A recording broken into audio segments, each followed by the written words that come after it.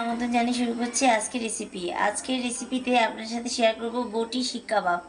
বটি শিক কাবাব কীভাবে তৈরি করবেন চলেন বন্ধুরা শিখে আসি। শিক কাবাব বানানোর জন্য এখানে 1 কেজি মাংস নিয়ে নিয়েছি আর নিয়ে নিয়েছি শিক। এই দেখুন শিক নিয়ে নিয়েছি।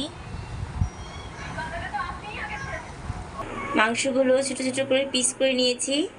শিলপাটায় একটু থেতো করে নিয়েছি 2 পাট। এখন হলুদ গুঁড়ো, মরিচ গুঁড়ো, জিরে গুঁড়ো মশলা দিয়ে ভালোভাবে মেখে নিব।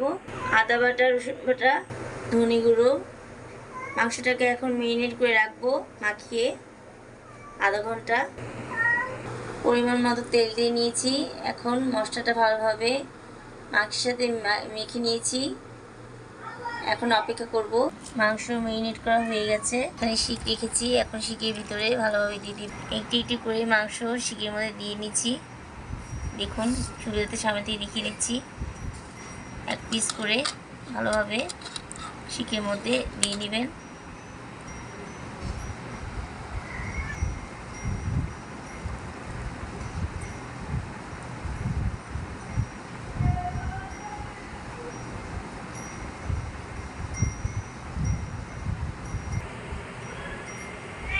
পাঁচটি শিকে আমি একই রকমভাবে কিউব করে কাটা থেতো করা মাংস মশলা মাখিয়ে পিস পিস করে সুন্দরভাবে নিয়ে নিয়েছি। সবগুলো একই শেপে নিয়ে নিয়েছি। আপনারাও বাসায় ট্রাই করবেন।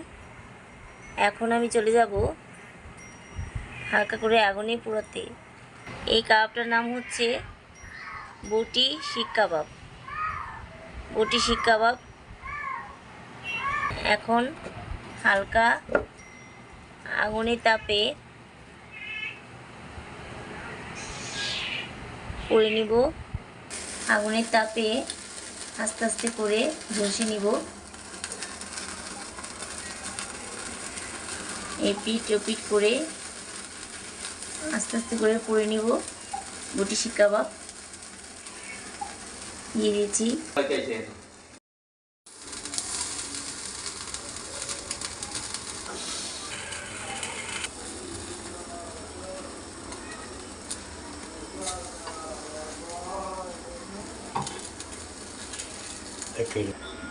অতি সহজেই হয়ে গেছে বটি শিক কাবাব। দেখতে যেমন সুন্দর, খেতে আর দারুণ সুস্বাদু। যদি ভালো লেগে থাকে সাবস্ক্রাইব ও লাইক দিয়ে পাশে থাকবেন। ধন্যবাদ।